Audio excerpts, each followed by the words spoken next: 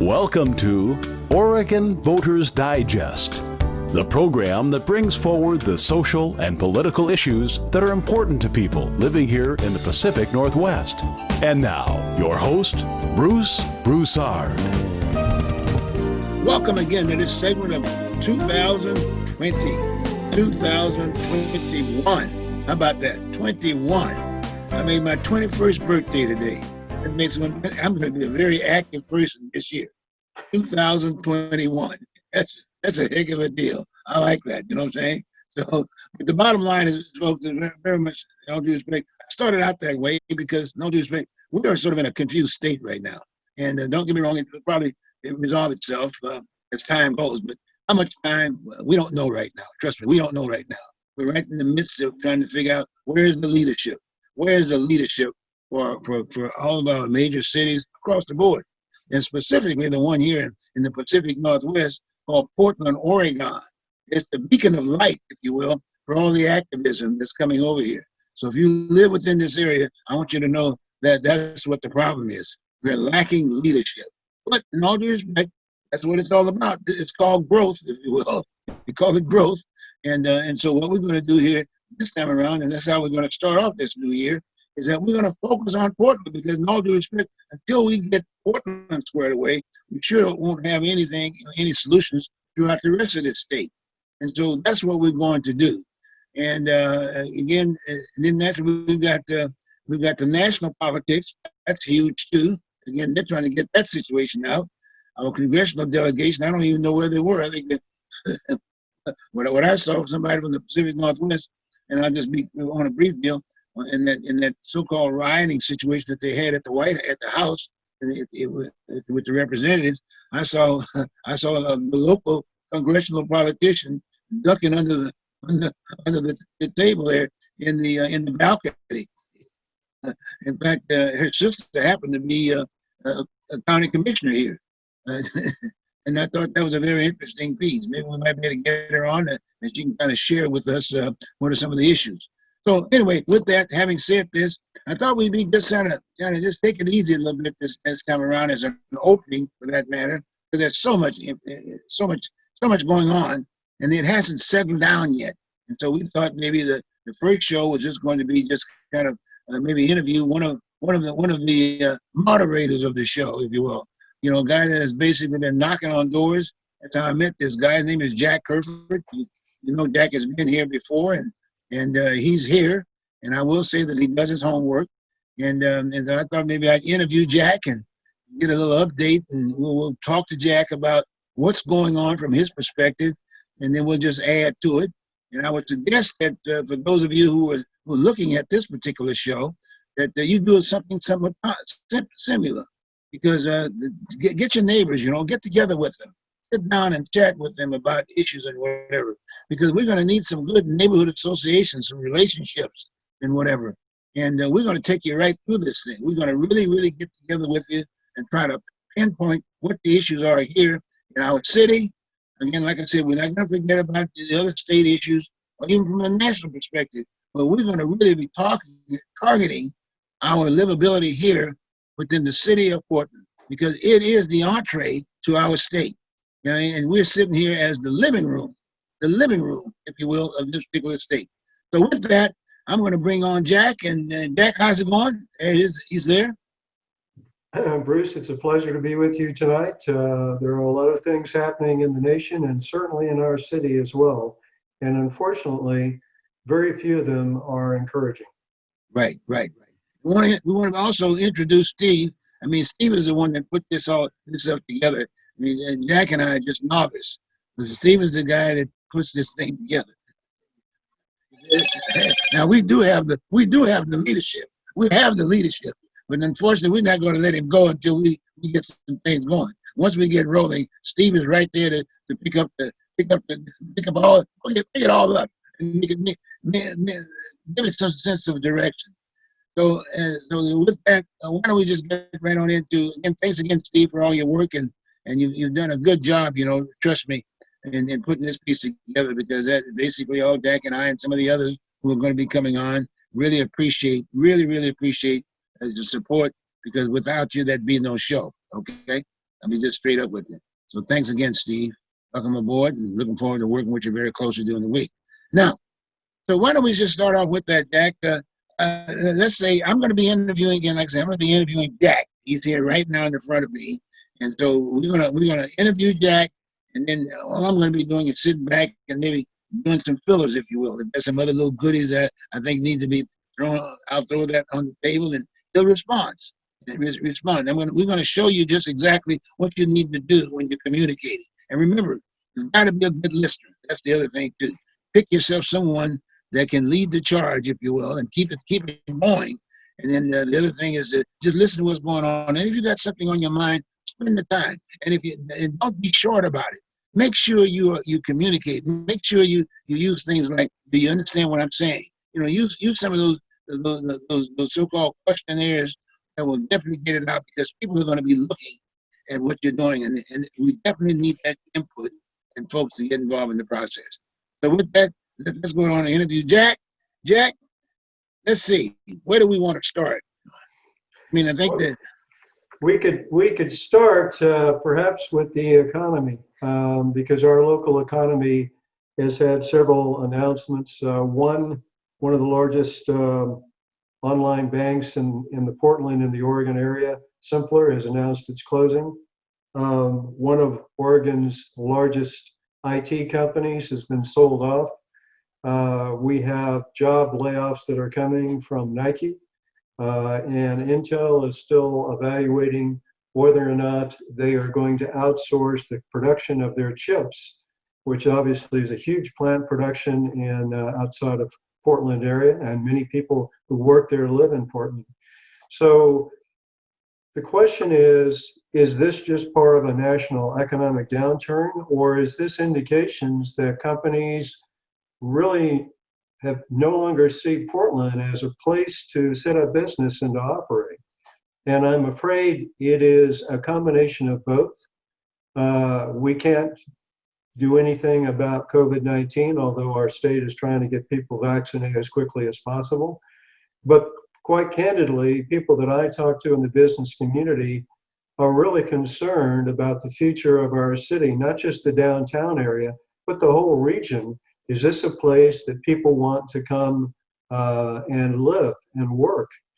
Someone I know is a CEO of a major medical center, and he told me that he's having extreme difficulty getting doctors to come to Portland because they've got concerns about the safety and the living conditions in our city, because all they've seen over the past 6 to 12 months has been unrest and rioting and destruction, and they're concerned about their safety. Mm-hmm. And the education. The education in this city is really, they really don't set the charges for it. But anyway, that's another issue that we talked about. And I guess the other thing is the tax base. It's like anything else. From simple terms, everybody has to pay rent. Because that's what comes. That's when your lights come on, your streets, and all the amenities that it takes, if you will, to one, go to work, and two, to enjoy yourself at the same time. So that's another major issue that a lot of these. And that's the other concern too. When I was running for office and knocking on doors, I heard one business after another say that they just think the city sees the private sector, the businesses, as nothing more than an ATM machine to get money outside, and creating barriers, lack of communication between different bureaus. For instance, there was a case where a company was trying to build two small, what would have initially been affordable houses, one about 1,200 square feet, one about 1,400 square feet, on a large lot that had an earlier home that was built there. And so they got approval to subdivide it. And this was part of the infill housing project that the city was actively supporting, trying to build more affordable housing. Well, the first problem that arose is the cost for permitting for construction had more than doubled. So all of a sudden it went from 20-something thousand to over 50,000. All right, and then the next issue was the fact that then the Peabods came by and said, you need to take down this large tree that's on this lot and put in an enhanced sidewalk, make it wider. And to do that, you will need to take down this old tree. but they also wanted in a street light is installed as well. So they did, and that added about another $100 to $150,000. And then once they took the tree down under order from PBOT, then the Portland Parks and Recreation came in and said, well, we're going to fine you $60,000 for taking down the tree. So at the end of the day, they added about $150,000 on the cost of each of those houses. So what would have been maybe a $150,000 or $200,000 home, all of a sudden became a $400,000 or $500,000 home, or perhaps even higher than that. So unfortunately, we've had a city that has been running without understanding the implications of some of the acts that they have, and also the renter policies that were put in place by the previous commissioner that just lost in her reelection bid have driven up the cost of rents and have made it more and more expensive. And to be honest, many people are thinking about, well, let's just convert this apartment into a condo and sell the condo, because they don't want to go through the expense and the cost and the risk of renting apartments. And you're seeing that in places that have historically gone down this path before, in places like San Francisco. And San Francisco is now going back, reversing the policies that were put in place 5, 10, 15 years ago. These policies that initially some of the people in Portland, the previous commissioner, thought were a best case policy, which have proven not to be at all. So we're seeing, unfortunately, a lack of understanding of passing rules and regulations and the impact on the economy, which is driving up the cost for homes, and it's also increasing the cost, the tax base. I talked to one woman who had a small little home in Lentz area in Southeast Portland, and she had retired, and she had to come out of retirement because the property taxes on her home had gotten so high she couldn't afford to stay in the home unless she went back to work. So that's what she's done. So we've got to recognize that there's a cause and effect in all the actions that we take. And it's important that the city understands what I call Economics 101. And part of the fact that Economics 101 says the private sector, the businesses, are the ones that provide the tax base. And they also support the supporting businesses, the restaurants, the dry cleaners, the doctors, the chiropractors, the dentists that are in that area. So it's the businesses that create the jobs, create taxes for our city, create taxes for our schools, which are critical. And if we decide to just see how far we can pluck that golden goose, the golden goose is not going to be here, and the golden goose is going to leave and go to someplace else. Mm-hmm. Well, how is it, in fact, how is our Mayor Wheeler responding to some of the concerns that you threw out on the table there? Well, Mayor Wheeler, of course, has just won re-election, and he did win an election that you could argue was close. He did have a substantial number, but I would say I'm not sure. I think Mayor Wheeler has a very good understanding of the balance sheet, but I'm not sure if he has a strong understanding of what I call Economics 101 and how to reinvigorate the economy in our city. And part of reinvigorating the economy in our city is helping people feel safe to come downtown. I know a lot of people, quite candidly, and this is over a year ago before we had COVID, simply didn't go downtown anymore because they didn't feel safe. And that's got to change. And the destruction we've seen have just driven one business after another away. That was not related to COVID. It had to do with the violence and the graffiti and the broken windows.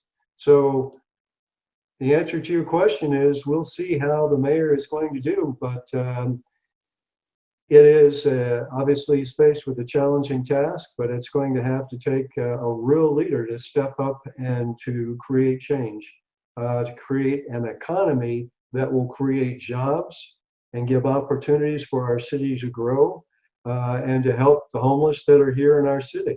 So right now, I'm waiting, like I did the first 4 years, I'm still waiting to see positive action. Sure enough. You know, again, on that particular note, where do we go from here? And you, like myself, and we've been in that whole game, if you will, that political game of running for office. It's not an easy task, one. And secondly, the effectiveness, I think, of any leader is their resume. You know, what do you bring to the table to be able to respond to some of the issues? This is not an OJT type of endeavor, if you will. You've got to have some skills, some skills that fits the task, and that's that. I've always been concerned about that as long as I've been here. And every time I run for office, I'm naturally, because I'm doing it purposely, because one of the things I'd like to set the example in terms of what a person needs. You know, show me your resume. You know, what have you done? What's your background? So consequently, that's to me is the first key point that one has to identify with, if in fact we're going to get the kind of leadership that we want. And that's so I think that still is a problem. Okay, and then when you think about really, he's got 4 other commissioners that he relies on, and the kind of government we have is that we're not districtized, so consequently he calls all the shots. You know, all of the issues, if you will, in bureaus. You know, he either doles them out or he keeps them all, and that's basically that's the lay of the land. And so now, just as we're talking about this piece right now, we've got and let's talk a little bit about that, because let's talk about that other group that's sitting up there now that's been newly elected, if you will. Let's talk a little bit about that. Well, I think it's important to understand that with the city council system that we have, the form of government that we have, we've been talking about changing it for over a decade. And the reason is the city commissioner system that we have, it basically requires that your commissioner be a chief operating officer for the departments or bureaus that they head up. And it's rare that you have that type of skill set. That's a skill set I've had. I've had turnaround businesses around the world in different operational facilities. It is not a job that you learn on, as they say, it's not an on-the-job training type of opportunity. You had better know what you're doing, and you better know the department and the bureaus that you know extremely well. And it also would say that you had better be in those bureaus reaching out to them and visiting them. And the operations that I've had, I made a point of, shall we say, driving out to see where the work was being done, where the rubber meets the road, to make sure that they know that I want to hear what the issues are from an operational stance. So that's one aspect of it. Now, the good news is they have a group they put together to evaluate putting a new type of city government system in place with a professional city manager, and that would overcome those one of the major issues that would no longer require that a commissioner be able, or should be, to be effective, would have to be a chief operating officer. It would also, they're also talking about districtizing commissioners by different sectors, and how they're going to break that down, I don't know. I would hope it would be by population on where they break it down in the sectors in the city. Typically, from the studies I've read, when I was evaluating this, they talk about 6 districts, possibly 8 districts, perhaps more, perhaps less, in that neighborhood. And there would be a representative from that district itself. So each area of the city would have someone that would be representing them on city council, which I think is a huge positive step forward. I think it would also be a very positive step by having a professional city manager. That's what your larger cities have, and we're a large city. We're the 25th or 24th largest city in the United States. So we need to run our city like professional large businesses do, and large other major cities our size and larger do. So that's the encouraging news. But I am very pleased and encouraged by the fact that we've got Dan Ryan on the board, and we've got Mingus Maps on the board, and also Carmen Rubio on the board. I think all are very highly educated, very talented, and I think they will be a very positive change for our city. Mm-hmm. Well, now you missed one. You missed one. I mean, she was a leadership early on before before we got to this particular point. Well, Commissioner Hardesty's there, so she's not new to the board. She's the veteran. But I didn't even see her in the paper this time around. Everybody was in the paper. Everybody was mentioned but her, and we were having rioting and whatever. And we were all looking at her from the standpoint of police reform. We were all looking at that, or whatever that meant during that particular time. But at least she had some background in that arena, and she brought the issue to the table. I didn't know. I didn't. In fact, the situation and the folks that are sitting there now, I don't know of only one person in that whole group that could actually get out of that seat and go out there at night and talk to some of those folks on the streets. And now, Well, I think it's very clear she was the most on the city council. She was the one that was front and center. Now, Dan Ryan actually did go out while he was running in that campaign, but from that standpoint, and I think Mingus might have as well to a degree.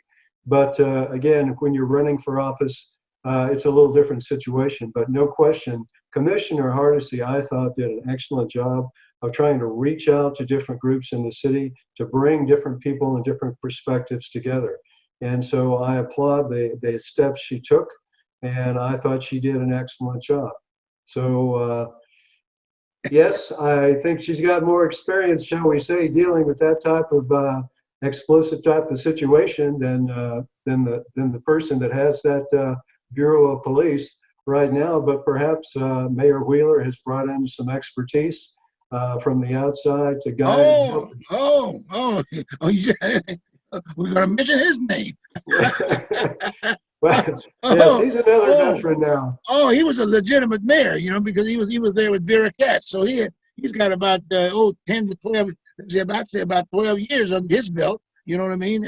From a mayorship standpoint, he started out, if you will, as being chief of staff from Vera Katz, and then he went on and he ran for office, and he spent the term as a mayor. So wow, gee, we're going to get a mayor. Oh my God, we're finally going to get a mayor. Someone who's I would say that certainly Sam has got some excellent credentials, and I think will be a very competent administrator for the city. Okay, well that's kind of a good deal. But again, Jack, I'm still going to hold you to a little bit. We won't spend a little bit more time. We talked about the police commissioner aspect of it, and as I indicated before, the beacon that we have right now against the activism that comes to Portland, Oregon, is Mayor Wheeler, and that's who they look at. And he's still sitting there. He's going to be sitting there for another 4 years. And all I do, we're going to be right back where we started from again when spring breaks out in the summer. We got foreigners, if you will, coming in, activism aspect of it, and they just love it down here. I mean, it's so neat because we got the homeless issue too at the same time. So you need not worry about the quarters, if you will, if you're coming in this area. You get food, you get free food, you get the housing, if you will. You can park your car anywhere you want to, if you want to, the whole 9 yards. So again, that's an issue, and we're still looking. We have a chief that's not being able to be chief, and I like the guy that's there now. But the fact of the matter is, we have a new chief. We have a new chief in Lavelle, who happens to be an African American, and and then we got the first chief who sits at the Union Hall, who's a union rep. We got a new guy. Darrell Turner is not there anymore, and Darrell had quite a bit of skills, and unfortunately, he was at least carrying the load. But now we got the new guy. And then, like I said, we don't have a police commissioner, a communicator along that particular line, and so I'm just throwing that out on the table. This aspect, that's one of the reasons why I was very supportive of Joanne taking that slot. I think there's one important thing that everyone should recognize, and that is the current contract with the police between the city of Portland and the police department is coming up for renegotiation. And in fact, I think it's going to be either late February or March. And my experiences in union negotiation and contract negotiation is that takes an enormous amount of preparation. More importantly, you have to have the end in mind. What do you really want? What changes do you really want? And what can you achieve in negotiation with the police union? So you talk about a police oversight committee, fine. That has to be approved by the union board. It's all part of a process that has to go through from that standpoint. So I hope that Mayor Wheeler and the team he's put together is burning the midnight oil to try and understand what they want and how they want to set this up, and also listen to the different groups, the groups that have been concerned about police overreaction, police violence, Black Lives Matter concerns. There are a wide range of issues out there. And of course, another side is the businesses, the destruction that have gone on downtown. How do we deal with that? How do we reach that fine balance between mitigating crime and absolute wanton destruction and violence, and at the same time, not overreaction by the police? That is not an easy balancing act that has to be done. And being a police in the police today is probably one of the most challenging and hardest jobs that I can think of. So from that standpoint, getting this contract correct is a enormous first step that must be done, and it's got to be done right, or we're going to have either destruction downtown, or we're going to have continued chaos and rioting, and we're going to have more and more of our police officers in the city of our city walk away simply because they can't work here anymore. And you know, Jack, and all due respect, I might be the devil's advocate to a certain degree because we need to deal with the issue. It's a very serious issue, like you said. And all I'm doing is just talking from an experience, a background, and having run for office and have been around in paramilitary like you are, vice versa. We've got there in 80%. Well, I'd say 60 or 70%. Other than wearing the uniform itself, because we went through that so-called paramilitary kind of a situation aspect of it. And so when I'm looking at this situation right now, and the reason why I'm sort of mentioning Joanne Hardesty, she's a veteran. She's definitely a veteran. She's a Navy vet aspect of it. And then when she came here, she spent quite a bit of time in the Northeast Corridor, the city of Portland there, and on the Minnesota Alliance. And she was a consultant, and she's, regardless of the pluses and the minuses and the volatility of different situations, she was at the table. She chaired the table, and she threw the issues on the table, and which was really good. The profiling issue and things of that nature, and even the issues that are being looked at today, because she was a lead. That there was a chairperson that could sit on those budget committees and deal directly with the police department and have that conversation. And that's a very key thing aspect of it. And so that's why I'm saying that we don't have that leadership again, because we got this guy who's sitting there carrying the beacon. You got all the activism coming to the city. That's a job in itself. That's a big job. It is, and if I were to try and go under negotiation, or particularly a contract negotiation, and develop a program or process, first you have to understand what you want it to look like. And in my trying to build a 2B model or a straw man model for what we want our police and security for our city to look like, she is a voice and expertise that I would absolutely have in the room to raise issues and ideas and raise concerns and come up with alternative points. You don't want everyone thinking the same way you do. You want a diversity of ideas to try and develop the best system, to play what if this, what do we do here? How do we respond next time there is a civil unrest? Whether it's from the left or the right or in between, it doesn't matter. How do we react to that? So from that standpoint, I think the mayor would be well advised to at least frequently consult, if not include, Commissioner Hardesty in his discussions on how to develop the 2B police system model and security system model that we have. And part of it's the police, and part of it's other aspects of it as well, such as the response team that Commissioner Hardesty was talking about rolling out through the Fire Bureau, which was an EMT and a mental health professional. That's been used successfully in the Salem area for well over a decade, I think maybe 15 years. Not only, it's just highly effective from trying to get the right kind of skill set to address the right kind of problem. And we need to be looking at what other cities have found that have worked and have not worked in different situations. So it's important to recognize that we get expertise instead of just trying to sit there and go into a room and try and negotiate. It's not a salary negotiation. I mean, that's a component of it, but that's a very small component. We're talking about a labor negotiation with how you set up a police organization, a police union. What are the roles and responsibilities? What are the oversight? How do we decide to take action, corrective action, disciplinary action to some ways, but also other actions to try and develop and train our police unit to improve their performance. And that's what you've got to do in business. It's not, what am I doing today? I'm going to do the same thing tomorrow. You've got to recognize conditions change, businesses change, environments change. What we're having today in Portland, or the past 2 years in Portland, is not what we had 5 or 10 years ago. So it's important to recognize the dynamic of a changing city and the problems and issues the city's facing with. And if we're going to be a prosperous, successful city, we have to recognize that and develop plans accordingly. Not just today, but look out beyond today, what we think our city is going to be and what we want our city to look like 2, 3, 5, 10 years from now. Okay.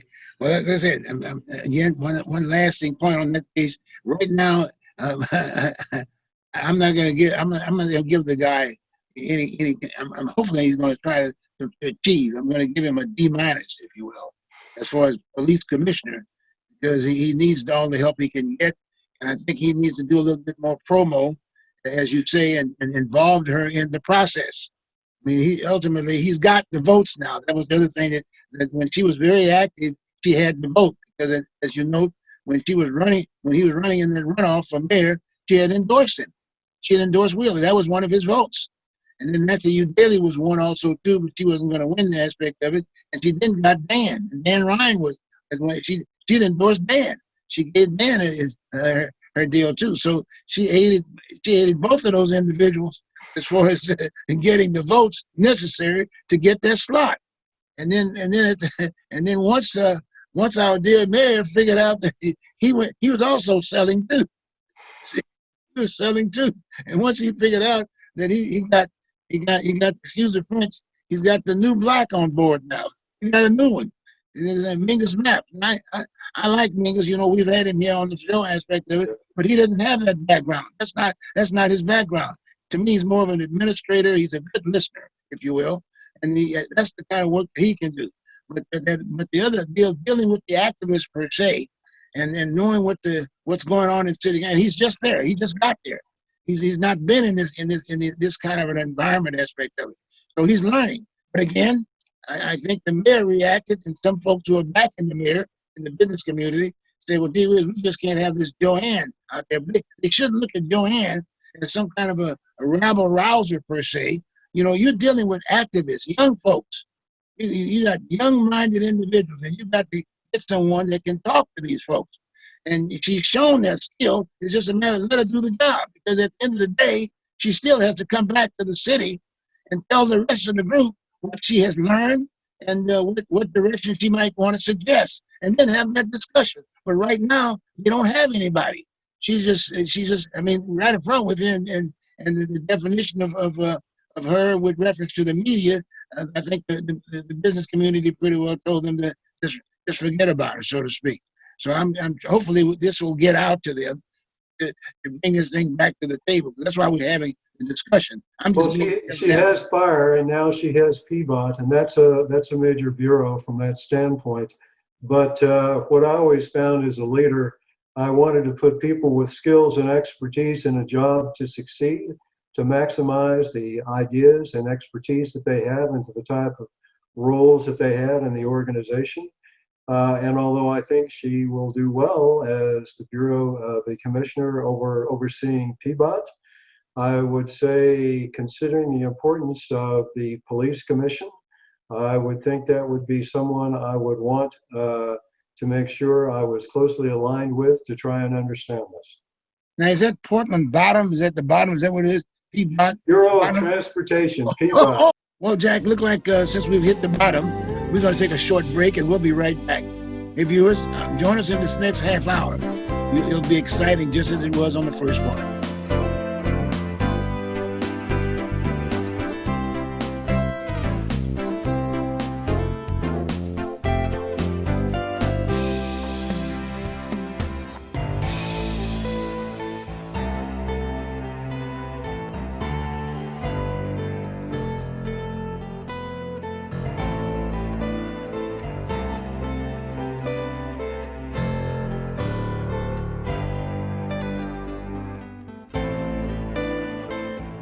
Welcome back, viewers. Again, this is Broussard here. It's a whole new year now. We're starting again, but the bottom line is that we're going to be focusing on our dear beloved city here. There's a lot of other issues out here that we'd like to discuss, but it takes a little time, so we're going to let that sort of winnow down a little bit, and we'll get back to that piece. But right now, one of us, we've got two of us here now. We're just going to talk about the city and kind of you get it to a point where you'll feel comfortable in looking and sharing what we're sharing with. And as we indicated on the front end, hey, do get together with your neighbors, you know what I mean, and discuss the issues. And if you have a problem or you have a concern or whatever, hey, give the mayor a call, give your city commissioners a call, and tell them what's on your mind. Because right up front, all these folks are going to need a job. We got a brand new city commissioner, brand new city council, and mayor to a certain degree. And there's nothing personal, as far as I'm concerned. He's the leader. We got the OJT, and he's OJT, and we're going to help him out. That's what we're here for. You got me? I mean, maybe he might come on this show. He does the Steve Dunn show, but Steve doesn't have the background. He's a busy guy sitting down there at the Oregonian. He's got staff and this, that, and the other. But the fact of the matter is, when you've got people like Jack Kerfoot and Bob Williams and Fred Stewart and the pastor folks, I mean, we're out here in the bottom. Peabody. Oh no, I'm sorry about that. Jack told me about what Peabody was all about. But the fact of the matter is, we've got quite a crew here, and that's why I have these guys on, because they're out there in the mix of it all. Okay, and then we're all veterans too, by the way. And I will say that to the veterans that are out there. That's one of the reasons why we wear our cover, just to make sure that you're out there making sure you're getting your benefits. And we just want to remind you that we're veterans. We paid our dues to this country, and we love this country, and we love this city. And we just want to make sure that it's being given the right direction. There's no other military person on the city council other than Joanne Hardesty. She's a Navy brat. In fact, she's a department of the Marine Corps. Just thought I want to throw that down the table just to make sure she understands what that's all about. And we'd like to get her on here. She needs to come here on too, because we're paramilitary, and so she needs that background. And and I'm sure, and for all my other friends that I used to know in the Navy, you Swabbies understand what I'm talking about. We'll go from that. Okay, let's get back into the second half of the show. I hope it's interesting, and I hope you're learning something, and hopefully you're getting your orders so you can get out there and get this city intact. You know what I mean? And we're going to be coming up in spring a bit, and my George, we got to clean this city up. And I think that's something we need to talk a little bit about. No one wants to talk about the homeless. We got to solve the problem of the homeless.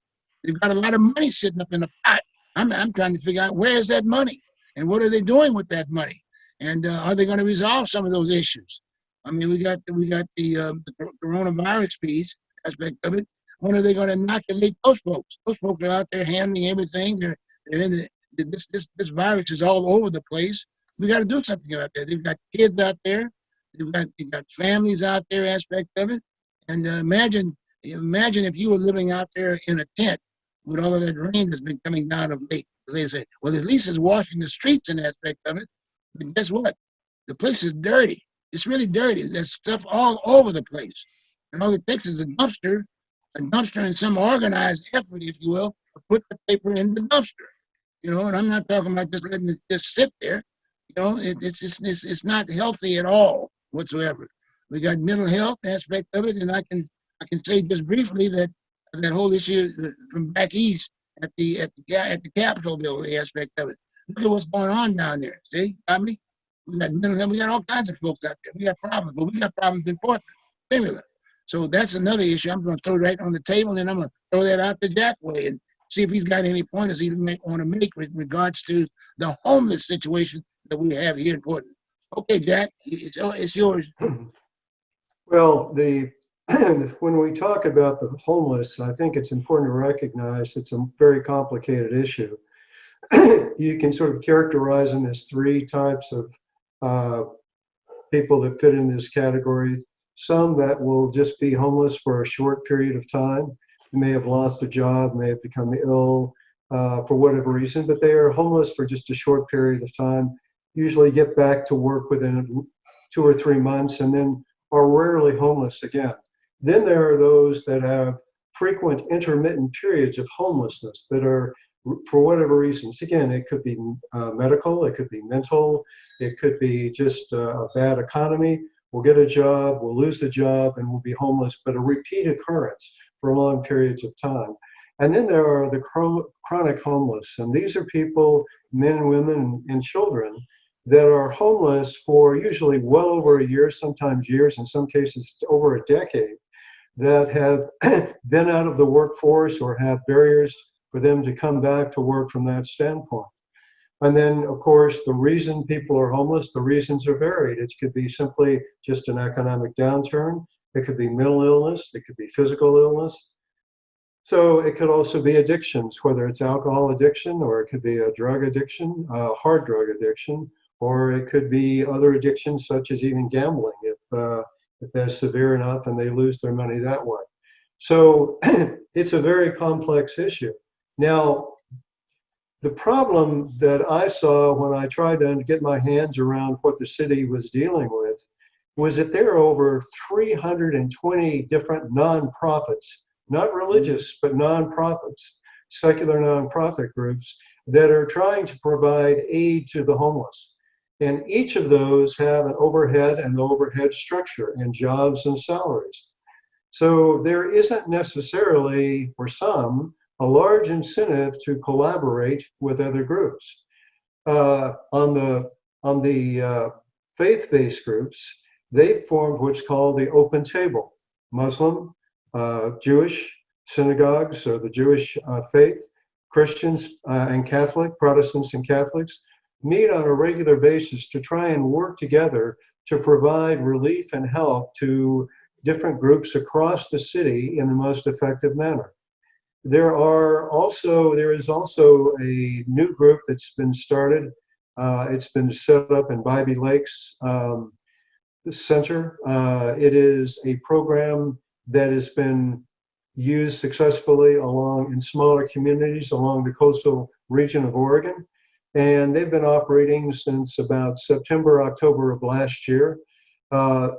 They were set up basically when Jordan Snitzer basically acquired the previous county correctional facility that was never used, and Wapato, and Wapato was trying to convert that.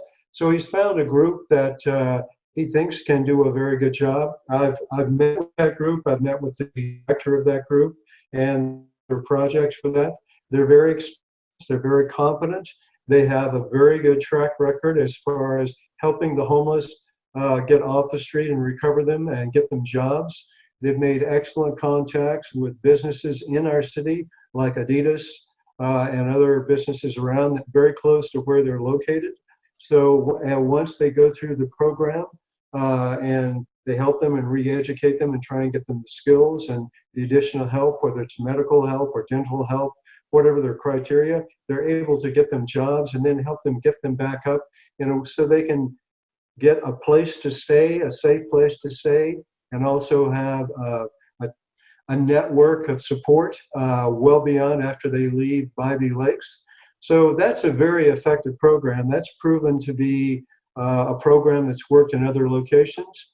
It is very similar to a program that was used in San Antonio, Haven for Hope, which is sort of recognized by many that I've read. I would say it's the most successful program in the United States. They started about a decade ago. And when they started, they had over 800 people in downtown San Antonio, just the downtown area, the financial area of downtown. Today with Haven for Hope, which was actually started by a private sector business and brought in the city at a later period of time, the number of homeless in San Antonio is less than 100. So they typically take in about 1,200 people a year, and they run it over an 80% success rate of getting them through their programs, the training programs, getting them healthy, up and running, train them so they can get jobs, and being very productive and turning their lives around from that standpoint. So from my standpoint, that's the type of programs that we would want to see. And the county that put the ballot initiative for the homeless, there was no description. I mean, there was 80-word description about we're going to provide this, this, and this, but how they were going to do that, there were none of those details that someone who's run operations before would typically want to see. So I'm hoping instead of trying to reinvent the wheel, that they actually look at invest that capital, the tax revenue that they're going to get in places like Bobby Lakes or other proven areas that have proven to be successful to really make a difference to help the homeless. We don't need more administrations helping the homeless. We need real groups and programs that make a tangible difference to help the homeless and get them off the streets and help them with their recovery, whether it's medical problems, dental problems, addiction problems, to help them recover and to get them back in a productive life. Okay, on that, just a couple of notes on that particular piece. I started thinking about the points that you were making in regards to who's basically responsible at this point in time. Homer Williams, who, by the way, you know Homer Williams with Maserati, right there at Burnside. They've got quite a program over there. I've not seen the update in terms of what they're doing at this particular point, but I know that they've got the background and whatever, and they've sort of progressed along that line. And I don't know what's happening down at Wapato, because we had some, as you know, we had discussion as to who's going to manage that facility and actually respond to it. And we went, as you say, with the coastal entity, but Kate Turan, if you will, as you know, basically was going to take that lead. Unfortunately, she didn't. And that was a good program she had. But my point is that we need to have an update in terms of what are they doing. Well, Bruce, actually, I met with them in late December, just before Christmas, the CEO, and with Raven, who's the chief head of projects for that. So they are up and running. They are they've taken, I think, about 50 people so far. What they have to be careful of, excuse me, right now is people they take in. It's very important that they have been screened for COVID, because they don't want someone to come into the facility that has COVID that could pass it on to others in their program. So they are up and running. They are going through, in fact, there have been a few interviews on both in the Oregonian and also on KOIN on television on the fact of where they are starting. Now, they're not where they hoped to be when I first met with them in August of last year. But of course, we've had COVID, and there's reasons to understand that. They have to be cautious from a health standpoint, because as you know, if we really want to talk about the most vulnerable and susceptible to COVID, it is probably the homeless. Oh no, that's for sure. In fact, if I had my brothers, I would have actually inoculated into the testing. But that would have been one of the group right up front, if you will, to get that done. Because you got police having to deal with issues. They got all kinds of issues. They're on the streets. They're living in corridors and doorways and all kinds of things. Aspect of it. So that would have been awesome if they had put together a program to clean up the city along that particular line. And you can just drive around right now and look like nothing's being done. And that's why I'm saying that's a critical piece. And yes, I think the guy that was at Wapato right now, he's trying, but again, he's OJ Thing. I mean, there's supposed to have been 500 beds. He was gonna put together 250 of those beds and put that piece together. Now, I don't know what the status is right now. I don't think they've got the 250 aspect of it.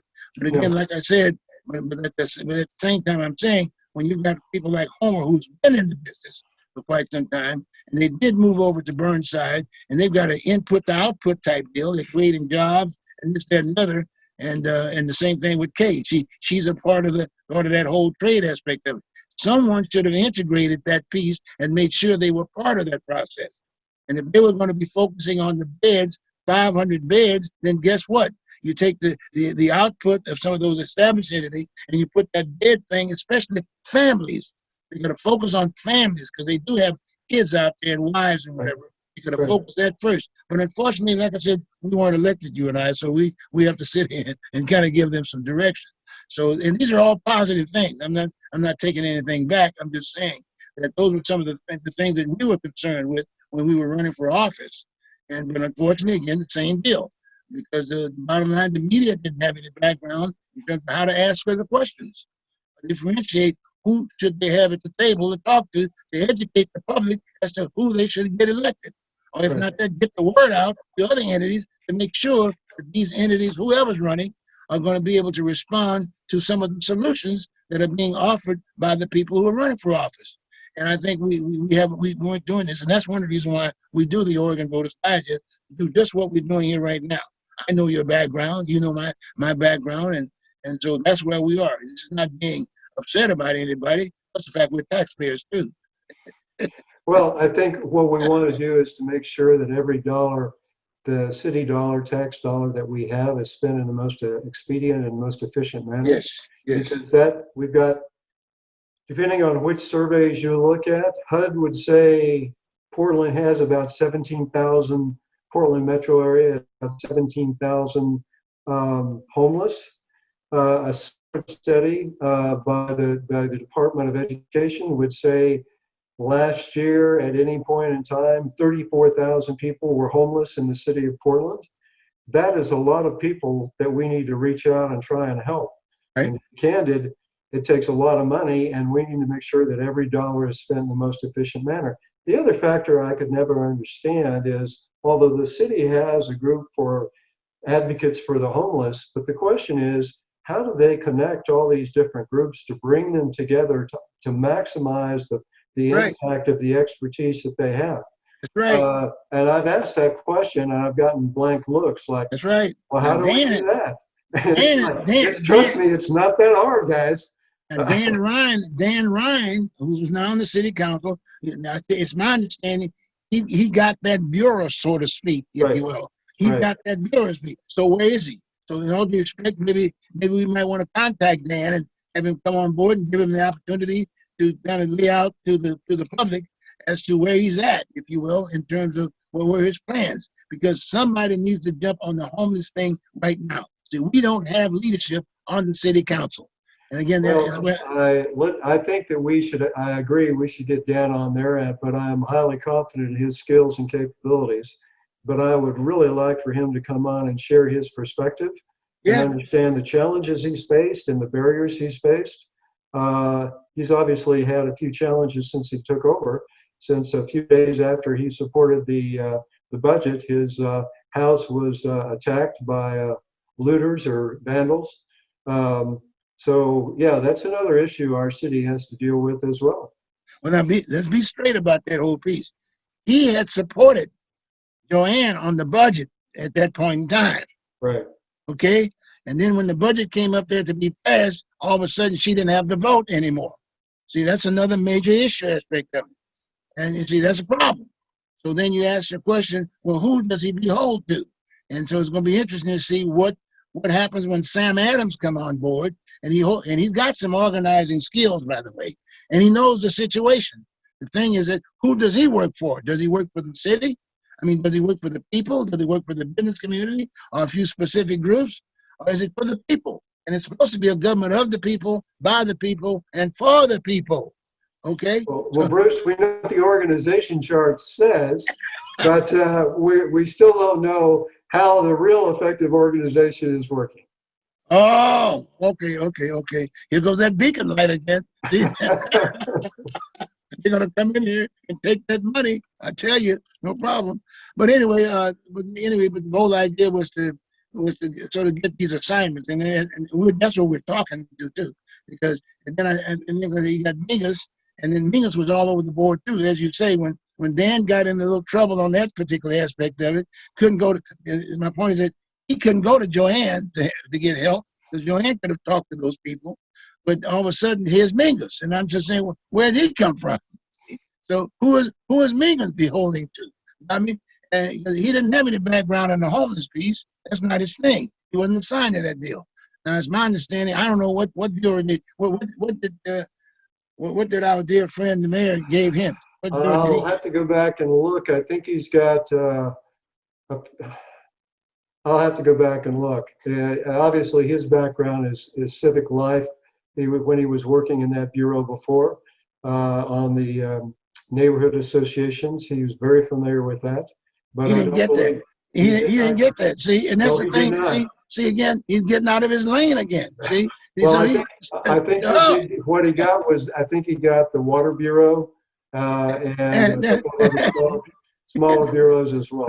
that's not his lane.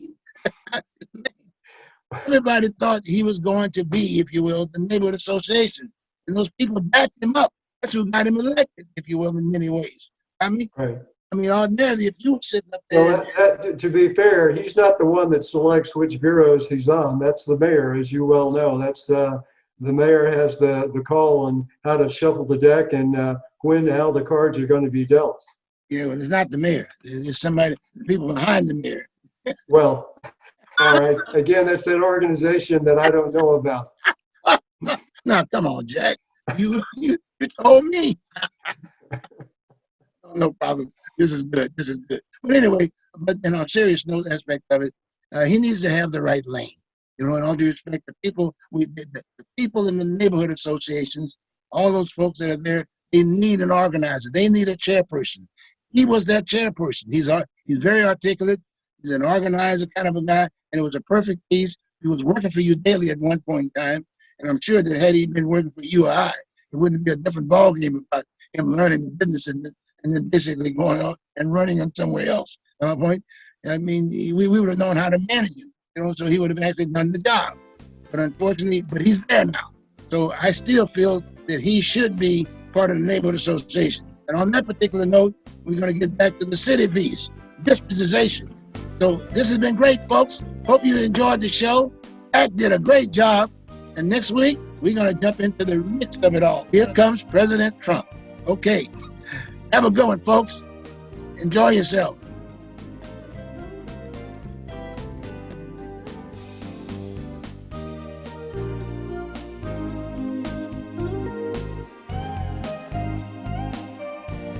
We got to clean this city up. And I think that's something we need to talk a little bit about. No one wants to talk about the homeless. We got to solve the problem of the homeless. They've got a lot of money sitting up in the pot. I'm trying to figure out where is that money and what are they doing with that money? And are they going to resolve some of those issues? What I always found as a leader, I wanted to put people with skills and expertise in a job to succeed, to maximize the ideas and expertise that they have into the type of roles that they have in the organization. I am very pleased and encouraged by the fact that we've got Dan Ryan on the board, and we've got Mingus Maps on the board, and also Carmen Rubio on the board. I think all are very highly educated, very talented, and I think they will be a very positive change for our city. Somebody needs to jump on the homeless thing right now. See, we don't have leadership on the city council.